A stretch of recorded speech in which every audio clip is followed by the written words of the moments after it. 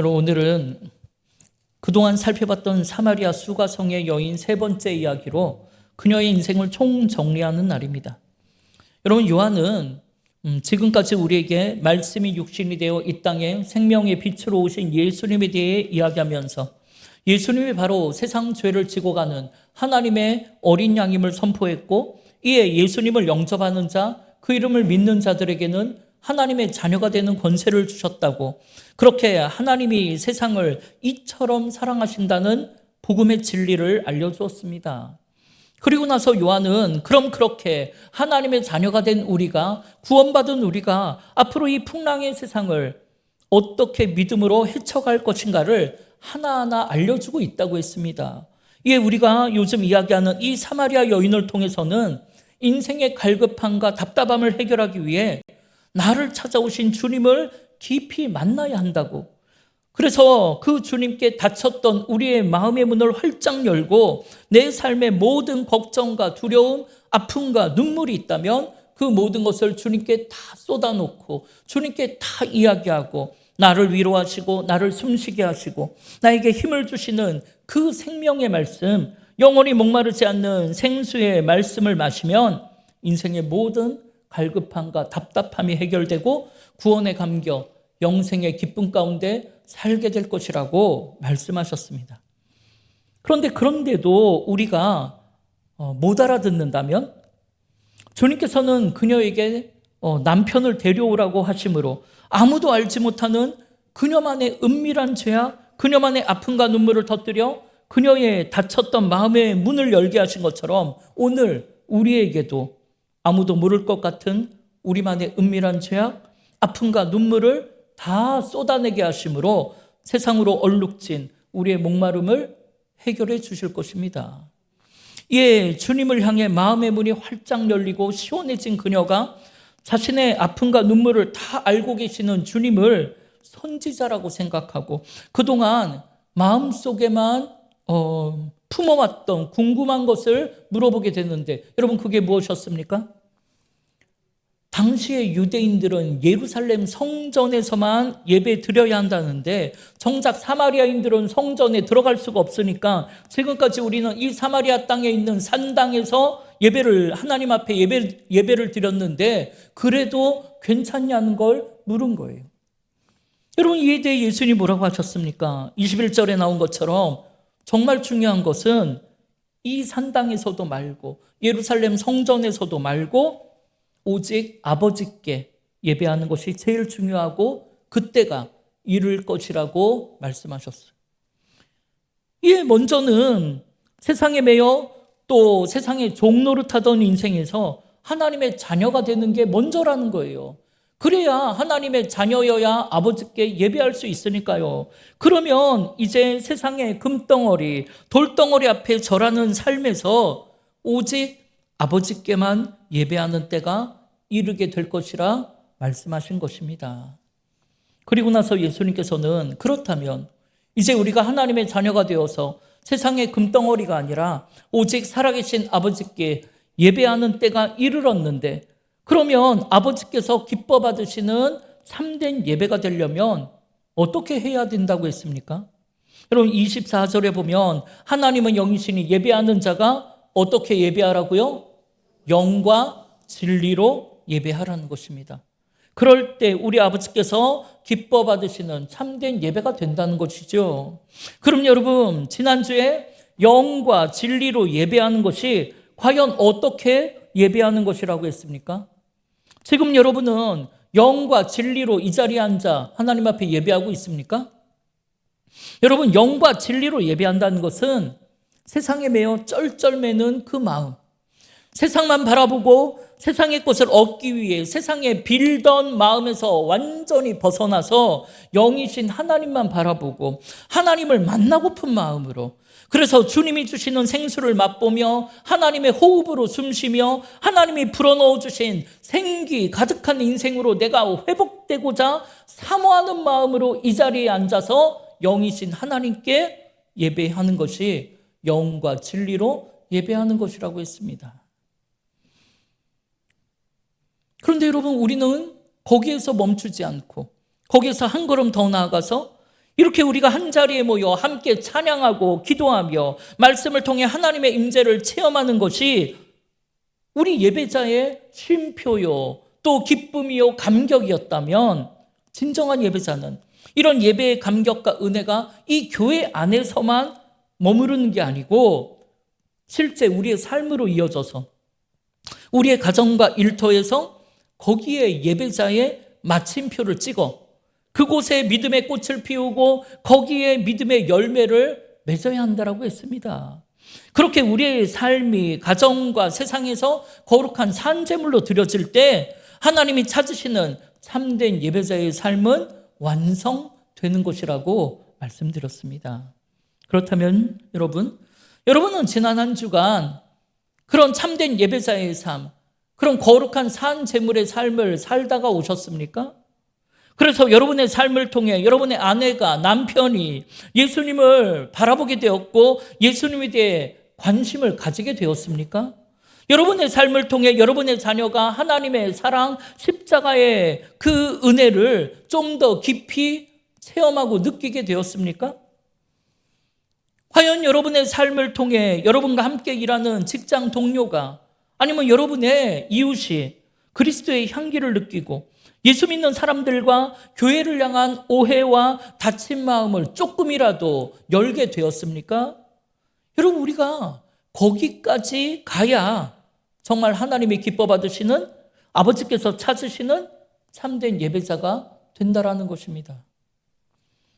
예, 오늘 우리의 이 예배가 하나님을 기쁘시게 해드리는 것은 물론이고 우리의 가족과 이웃을 웃음짓게 하고 그들로 하여금 영원히 목마르지 않는 생수를 마시게 하므로 그들도 우리처럼 하나님의 자녀가 되어서 구원의 감격, 영생의 기쁨 가운데 살게 되기를 주님의 이름으로 축원합니다. 여러분, 오늘 사마리아 우물가의 여인을 보세요. 이제 그녀는 더 이상 육신의 목마름으로 세상 것을 구하고자 주님을 바라보질 않습니다. 왜요? 나의 모든 것을 아시는 주님 앞에서는 나를 괜찮다며 내가 너와 함께 있으니 걱정하지 말라고 나를 꼭 안아주시는 주님 앞에서는 그깟 세상이 주는 물 따위 없어도 더 이상 목마르지 않고 이에 더는 세상의 것으로 이생의 자랑거리로 자신의 인생을 포장할 필요가 없기 때문입니다. 그러니까 우리의 민낯 그대로 주님 앞에 나아갈 수 있는 거예요. 그렇게 주님 앞에 마음의 문을 활짝 열었던 그녀는 자신이 비록 지금은 이렇게 살고는 있지만 그런 나도 나에게 모든 인생의 길을 알려주실 메시아 그리스도가 오시기를 기다리고 있다라고 고백하는 거예요. 이 주님께서는 그러냐고, 네가 그토록 그리스도를 기다린다면 네가 기다리던 그리스도가 바로 나라고 말씀하시는 거예요. 여러분, 생각해 보세요. 아마 이 여인도 속으로는 알고 있었을 거예요. 세상의 어떤 남자도, 세상의 그 어떤 금은 보아도 자신의 이런 갈급하고 답답한 인생을 자유하게 행복하게 해주지는 못할 것이라는 걸. 그러면서 그녀의 흔들리는 그 믿음으로도, 그 아주 연약하고 작은 믿음으로도, 그러나 분명히 알고 있는 건 나를 이 모든 죄악에서 구원해 주실 메시아, 방황하며 흔들리는 나에게 모든 인생의 길을 알려주실 그리스도가 오신다면 그가 나의 이 아픔과 눈물을 다 닦아주실 것이고 나를 그 모든 죄악에서 자유롭게 해주실 것이라는 걸 그녀도 알고 있었던 거예요. 그래서 나는 그리스도를 만나기를, 그리스도가 오시기를 기다리고 있다라고 고백하는 거예요. 그런데 여러분, 놀랍게도 그녀가 그토록 기다리던 메시아, 그녀의 모든 인생의 눈물을 닦아주실 그리스도를 지금 만난 겁니다.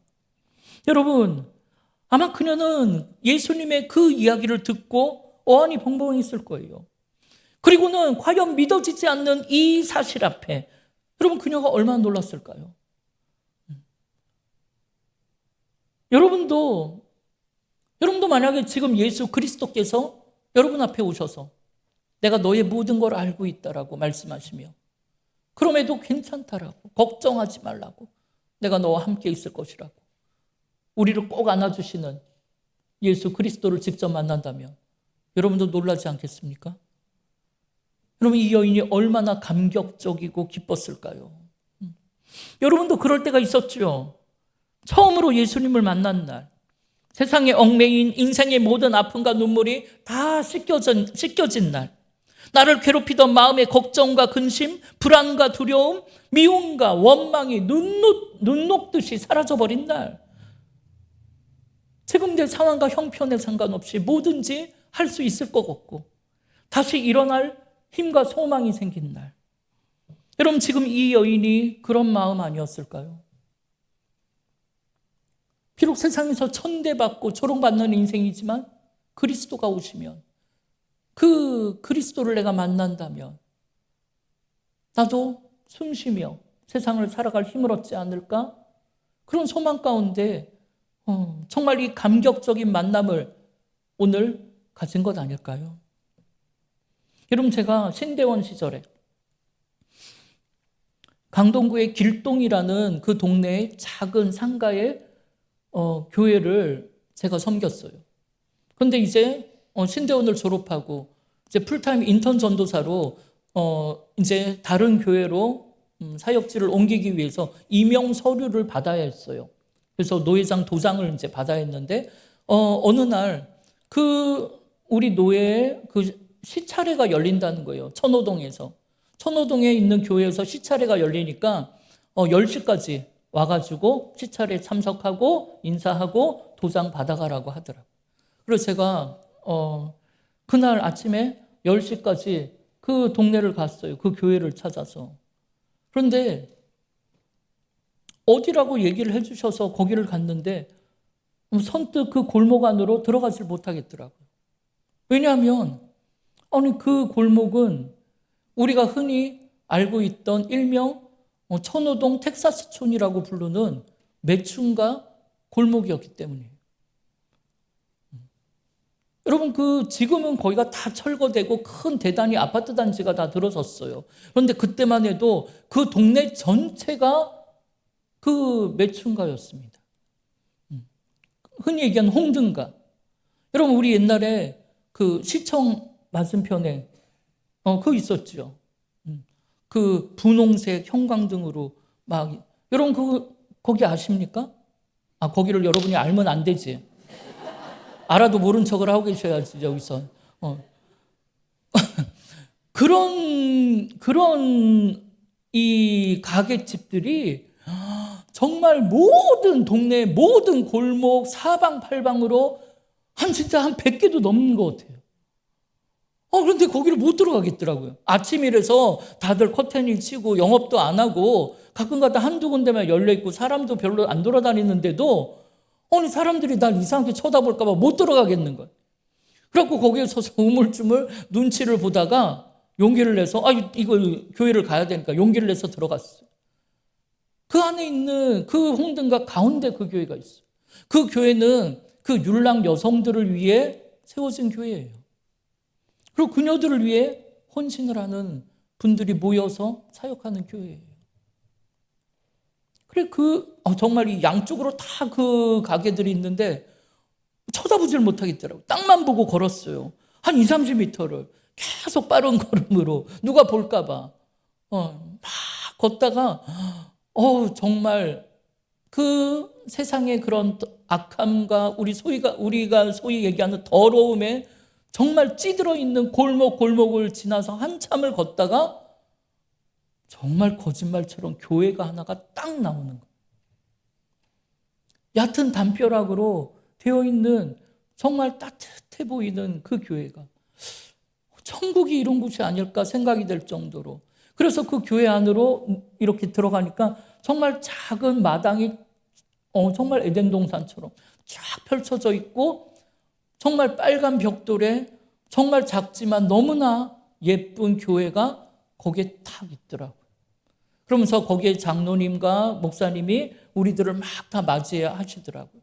그러면서 그 장로님 하시는 이야기가 우리 교회는 이 율락과 여성들을 위해 세워진 교회라고. 그 당시가 한 25년 전이니까요. 정말 그때는 다 팔려오거나 붙잡혀온 여성들, 도망칠 수도 없고 그 포주랑 그 무서운 사람들에게 붙잡혀서 어디 하나 꼼짝할 수 없는, 그러나 맨 밑바닥 인생으로 떨어져서 천대받고 조롱받고 어느 누구 하나도 자기들을 돌보거나 거들떠보지 않는 그런 천한 인생이 된 그 여인들. 그 여인들이 겨우 1시간 외출 시간을 허락받아서 다들 줄지어서 한 20, 30명 여인이 매주일 낮에 모여서 예배를 드린다는 거예요. 매주일 눈물을 흘리지 않고는 드릴 수 없는 예배가 매주일 일어나는 거예요. 매일매일 밤마다 육체의 정욕에 빠진 그런 남자들에게 자기 몸을 팔아야 먹고 사는 그런 인생 가운데, 숨 쉴 수 없는 답답한 가운데, 정말 이 우물가의 여인처럼 정말 한낮에 그 20, 30명의 여인들이 모여서 눈물로 찬양하고 눈물로 기도하며 하나님 제발 나를 여기에서 구해달라고, 이런 비참한 삶에서 벗어나게 해달라고, 하나님 나도 소망 가운데 살게 해달라고, 예수님 나를 꼭 만나달라고 매주일 눈물로 기도하며 찬양을 하고 예배를 하는, 우리도 거기에서 그 예배를 드리면서 이 율락가의 이 여성들이 새로운 소망을 가지고 여기에서 벗어나 정말 새로운 인생을 살게 해달라고, 이 교회에 와서 그 마음을 위로받고 정말 그 인생을 치유받고 하나님 안에서 살게 해달라고 정말 찬양을 하고 눈물로 기도하는데 정말 너무나 많은 눈물이 흘러요. 여러분, 오늘 사마리아 우물가의 여인이 한낮에 아무도 보지 않는 그 한낮에 물길로 온 것처럼 그 여인들도 정말 지치고 지쳐 다 쓰러져 쉬는 시간에 그래도 교회에 가야지 내가 겨우 숨이라도 쉴 수 있겠다라는 마음으로 20, 30명의 여인들이 모여서 막 찬양을 하는, 그녀들도 그런 찬양을 불렀는지 모르지요. 우물가의 여인처럼 세상에 헛되고 헛된 것을 구했노라고, 그러나 주님 나를 좀 만나달라고, 그러면서 주님을 처음 만나고 정말 그 감격에 차서 비록 천대받는 인생을 살고는 있지만, 비참한 인생을 살고 있지만 주님을 만나고 내가 살 수 있게 되었다라고 눈물로 찬양하며 기도하는, 우리도 거기에서 그 찬양을 부르면서 정말 많이 기도했었어요. 하나님 저 여인들을 돌봐달라고. 여러분도 그런 날이 있었지 않습니까? 예수님을 처음 만나, 내가 처음 주를 만났을 때, 내가 처음 주를 만났을 때 외롭고도 쓸쓸한 모습, 말없이 홀로 걸어가신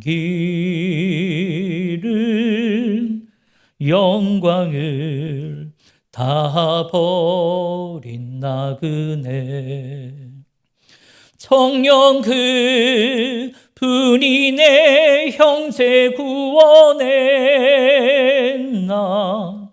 나의 영혼도 구원하려나, 의심 많은 도마처럼 울었네, 내가 주를 처음 만난 날. 세상의 모든 소망 다 끊어졌어요. 아무도 자기를 돌아보지 않고 욕하고 손가락질하고 천대받는 인생일지라도, 여러분 예수를 처음 만난 날 정말 그 벅차오르는 그 감격과 기쁨을 주체할 수 없고 살 수 있겠다라고, 예수님만 계시면 그 고백을 하며 눈물로 기도하던 그 여인들, 여러분 우리도 다 그런 일이 있지 않겠습니까? 여러분 오늘 본문을 보세요. 그렇게 감격적으로 메시아여 내 인생의 모든 것을 알고 계시는 그리스도를 만난 이 여인이, 여러분 그 다음에 어떻게 합니까? 오늘 보면 28절에 30절을 보니까 여자가 물동이를 버려두고 동네로 들어가서 사람들에게 이르되 내가 행한 모든 일을 내게 말한 이 사람을 와서 보라라는 거예요. 이는 그리스도가 아니냐 하니 그들이 동네에서 나와 예수께로 오더라는 겁니다. 여러분, 지금 이 여인은 그리스도를 만난 그 감격과 기쁨을 자기만 가질 수가 없었던 거예요. 여러분, 지금 그녀가 여기에 뭐하러 왔죠? 물길로 온 거잖아요. 그런데 그런 그녀가 지금 세상에 물동이를 던져놓고 그리스도를 만난 기쁨과 감격을 전하러 동네로 뛰쳐 들어간 거예요. 그런데 여러분, 지금 그녀가 이렇게 태양이 내리쬐는 한낮에 물길로 온 이유가 뭡니까? 지금 그녀는 떳떳하게 당당하게 동네를 돌아다닐 수 있는 여인이 아니기 때문입니다. 왜요? 그녀는 안목의 정욕에 빠져서 이생의 자랑을 찾아 이 남자 저 남자를 왔다 갔다 하던 문란한 여자라고 조롱당하는 인생이기 때문이죠. 그런데 지금 그녀가 이 벌건 대낮에 사람들을 찾아 동네로 자기 스스로 달려 들어가더란 거예요. 오히려 자기가 사람들을 찾아 이야기합니다. 그리고 사람들에게 내가 그리스도를 만났다라고 동네방네 전하고 다니는 거예요. 사랑하는 여러분, 이렇게 나를 구원하시고 내 아픔과 눈물을 닦아주시는 주님을 만나게 되면, 나의 모든 걸 알고 계시는 그리스도를 만나게 되면 여러분, 괜찮다고, 나에게 걱정하지 말라고, 일어나 함께 가자며 세상에 물든 더러운 나를 더럽다고 아니하시고 나를 꼭 안아주시는 주님을 만나게 된다면 여러분, 사람들 시선 따윈 중요하지 않더라고. 지금 내가 어떤 형편, 어떤 상황에 처한 거 중요하지 않아요. 정말 주체할 수 없는 감격과 기쁨 속에 가만히 앉아 있을 수가 없거든요. 그래서 비록 나는 부족하고 나는 죄악된 인생일지라도 그런 나를 더럽다고 아니하시고 나를 만나주시고 나를 꼭 안아주시고 나를 일으켜 세워주시는 그 주님을 전하지 않고는 견딜 수가 없는 것입니다. 여러분, 이게 구원받은 인생 아닙니까? 그래서 오늘 우리도 동네로 뛰쳐들어가서 와서 보라고, 나를 위로하시는 주님, 나를 숨쉬게 하고 나를 살게 하는 예수 그리스도를 내가 만났다라고 와서 보라라고 우리가 행복축제 준비하는 것 아닙니까? 여러분도 지금 주체할 수 없는 그 감격과 기쁨으로 여러분의 태신자가 예수를 만나기를 소원하는 마음으로 그렇게 동네로 뛰쳐들어가 여러분도 전하고 계십니까? 그런데 여러분, 오늘 본문에 보면 똑같이 예수를 만났는데도 그녀와 정반대인 사람들이 등장을 해요. 그들은 예수님과 함께 다니던 제자들이었는데요.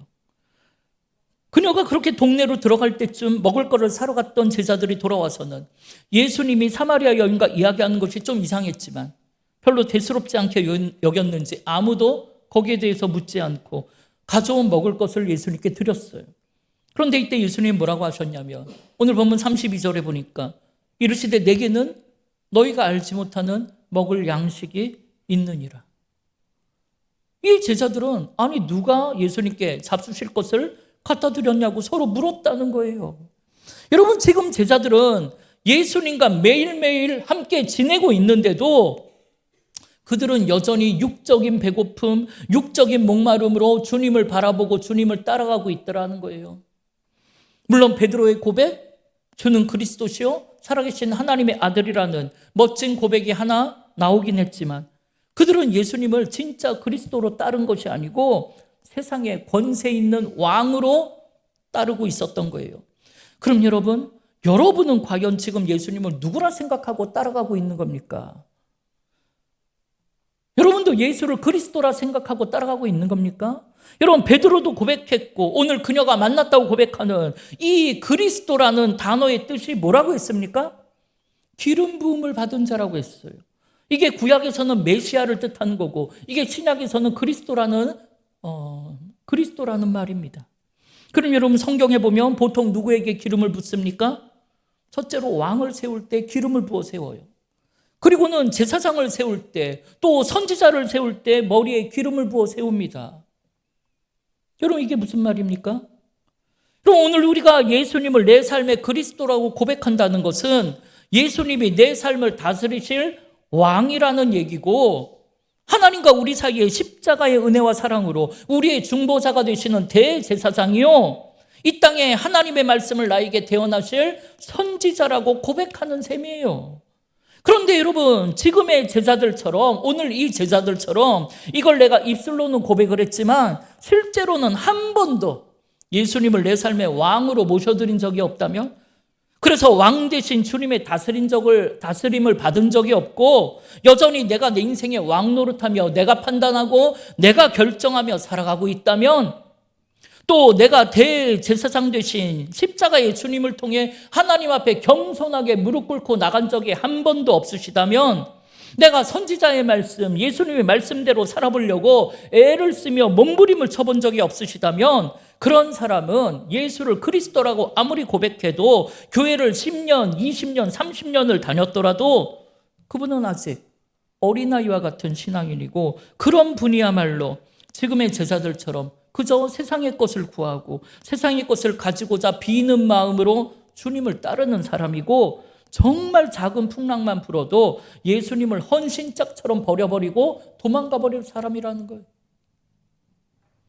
이에 여전히 육신의 것을 구하는 제자들에게 주님 뭐라고 하십니까? 내게는 너희가 알지 못하는 먹을 양식이 있다고 하시면서 오늘 본문 34절에 너희가 알지 못하는 그 먹을 양식이 무엇인지에 대해 설명하세요.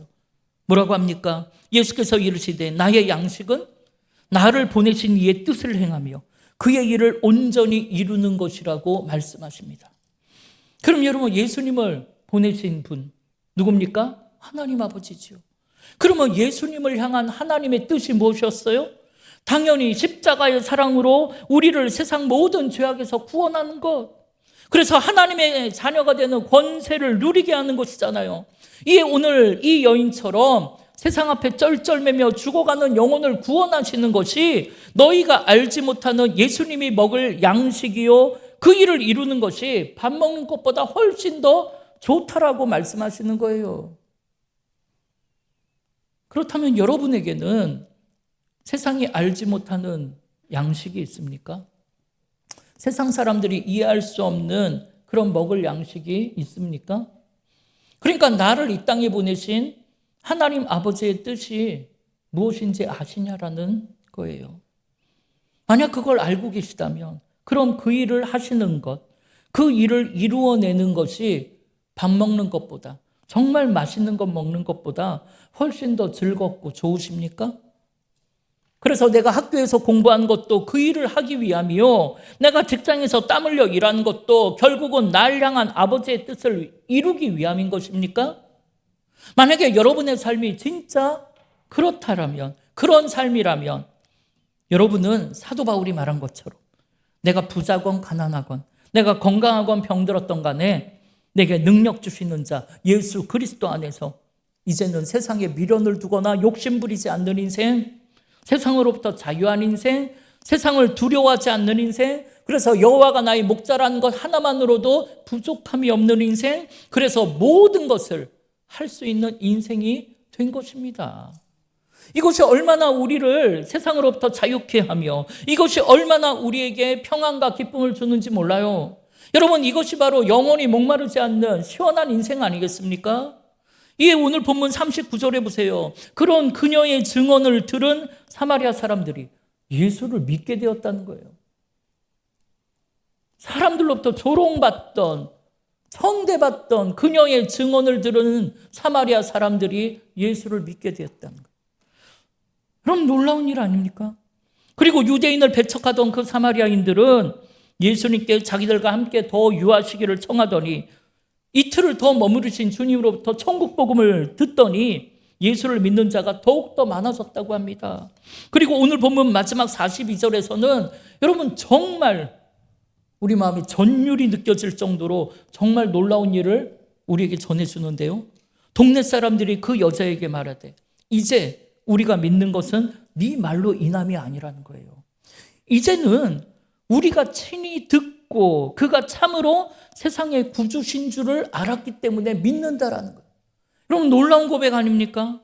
사랑하는 여러분, 오늘 우리에게도 이런 놀라운 일이 일어나기를 바랍니다.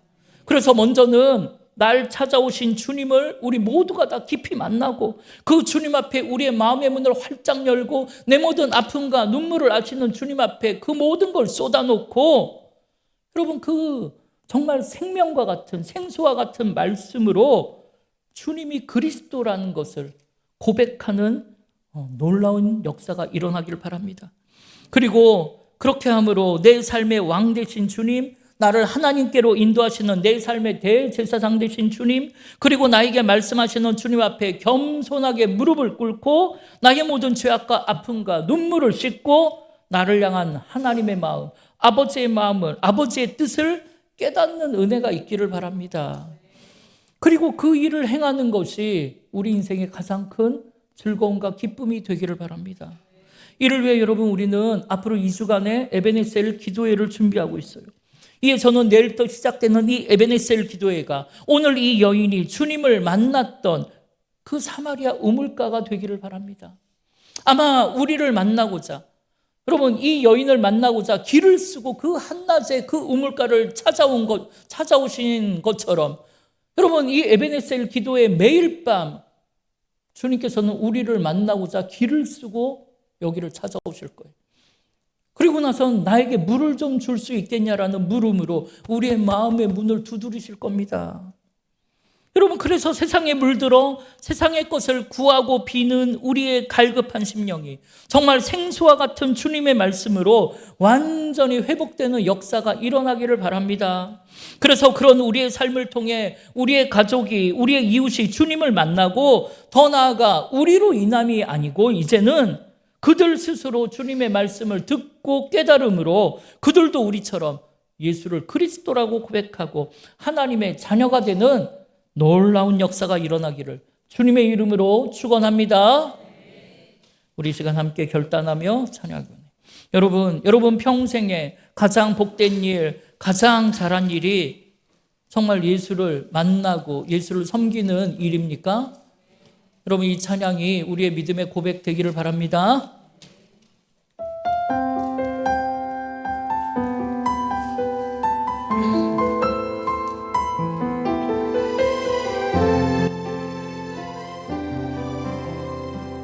우리 함께 고백하십시다. 나의 평생에 가장 복된 일은 내가 예수님을 만난 것이라.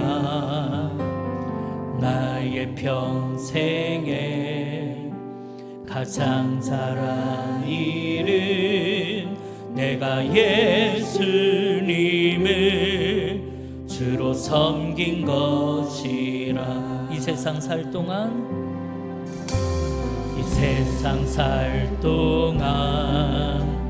내가 걷는 길이 때론 험하여서 넘어질 때도 주의 강한 손이 나를 붙드시니 나는 예수님만 주로 섬기며 살리. 나는 주를 섬기는 것에 후회가 없습니다.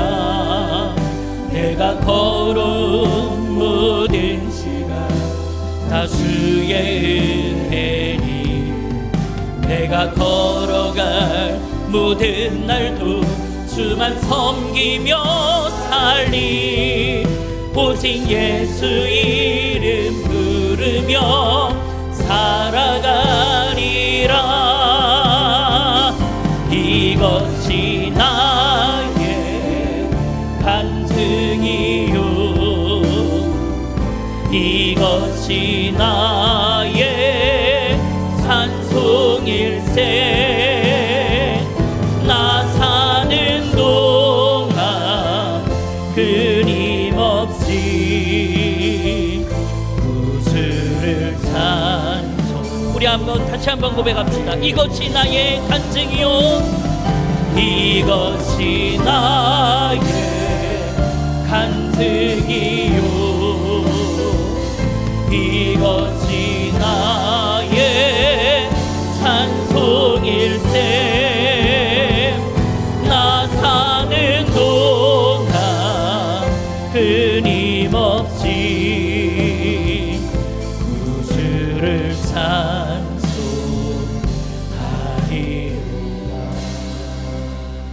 사랑하는 여러분, 여러분의 최고의 간증이요 찬송이 무엇입니까? 병이 낫는 것이었습니까? 아니면 세상에서 성공하고